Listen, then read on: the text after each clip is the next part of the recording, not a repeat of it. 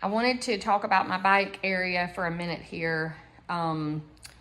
This Peloton bike, this is the original. This is not the Bike Plus. I've had it now for about 4 years, and I am all the hype. Yes, all the things. I absolutely love it.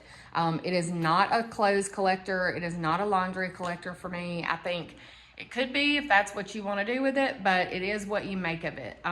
It has the monitor here, of course, the handlebars here. This is your button here that you can adjust your resistance on, and then the bike here, it has a weight rack on the back of it that you can put the weights in. I usually keep my 2s and my 3s in here, and then